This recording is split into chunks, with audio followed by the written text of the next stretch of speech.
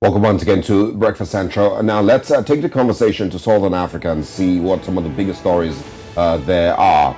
Now, President Mokgweetsi Masisi held a rather telling BDP press conference at the party's head office in the past week that has since gone viral on Botswana's social media platforms, where he blatantly stated that he will never be friends with former President Khama, making several other allegations in the process. Now let's get into some of these things and see what the thought or the big points are, and what some of the things that may have led to escalation of this whole conversation and this relationship really are. Now let's bring in Thebogo Mokoto. Good morning and thanks for joining us.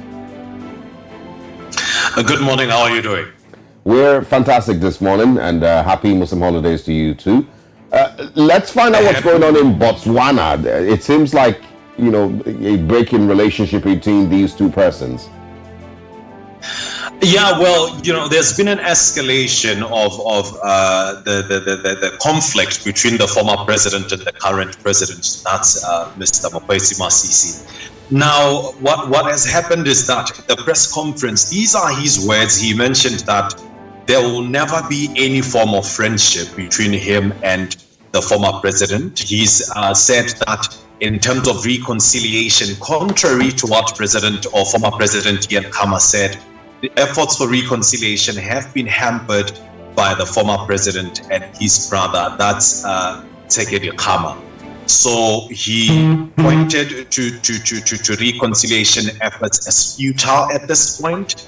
And also really went on to make accusations, because there were 4 rhinos that were shot down at the Khama Rhino Sanctuary. You know, he pointed to or alluded to the fact that former President Khama might have had something to do with the attack on the 4 rhinos. 2 of them are dead and 4 are still really in recovery. So the current president, being President Mokgweetsi Masisi, did mention that Khama might have something to do with that. The conference really was a tell-all, because you are saying things and you are saying them in a very blatant manner. So in terms of reconciliation between the 2 presidents, it seems like it's not going to happen anytime soon.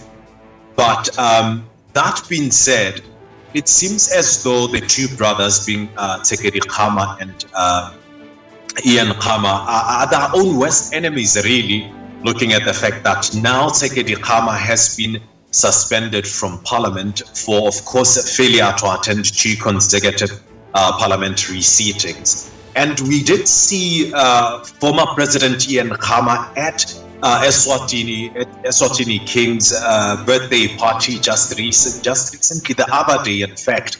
You'd understand that Eswatini right now, Southern Africa is really calling for sanctions when it comes to Eswatini, because we've seen a lot of gross human rights abuses really take root in that nation. As you understand, the people of Eswatini wanted the monarch to really just now hand power over to democracy, if I may put it that way. So we've seen mass human rights violations. Yeah, but I want you to quickly respond to this, Thebogo. Someone here says, I don't understand why people are drawn to choosing Khama or Masisi. These men are one side of a coin. They were both raised by our taxes and public resources. They are both BDP. We are here because of them. So quickly respond to that before we move on to something else. You know, is this narrative seemingly true? Well, the narrative as it stands, I would say, well, there might be 2 sides of the same coin, but you'd understand that in terms of how Botswana view the situation, it really has a lot it really has a lot of bearing in terms of who's the people's favorite and who did what and who's held accountable for what.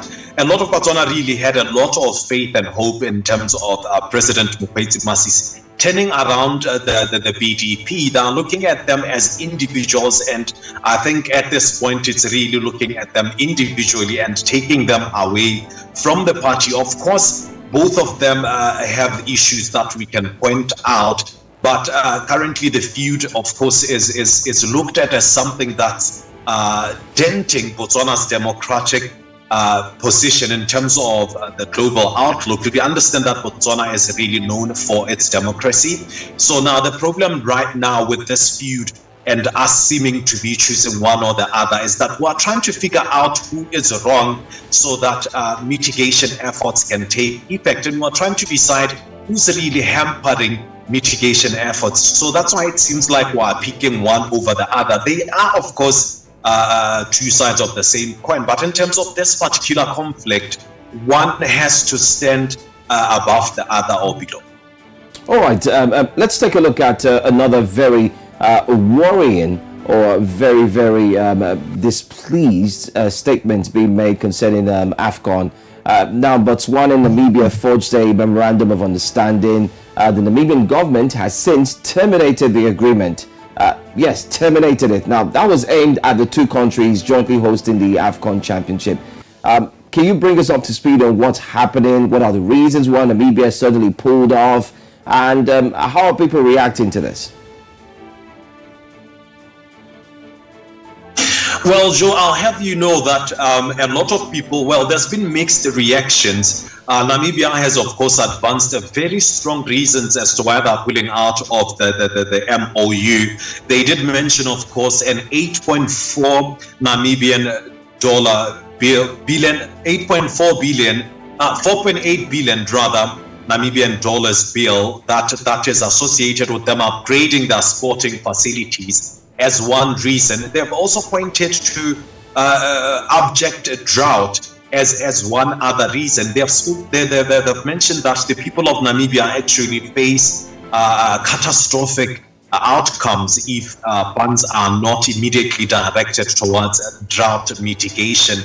So they've advanced those reasons for pulling out. Of course, Botswana are looking at it with a bit of disappointment. A lot of people were hoping that it will bring much needed development in terms of infrastructure to Botswana and really just put Botswana on the map in terms of the footballing space. But at this stage, others are saying maybe Botswana also needs to consider the same thing, of course, looking at the problems that we face as a country as well, because there is a large bill, or there are large funds that are being diverted towards really joining AFCON. You'd understand the deadline as well was the 20th. So Botswana feel like, why did Namibia wait until the last minute to actually point to the fact that they won't be able to jointly host or join the bid for hosting AFCON 2027?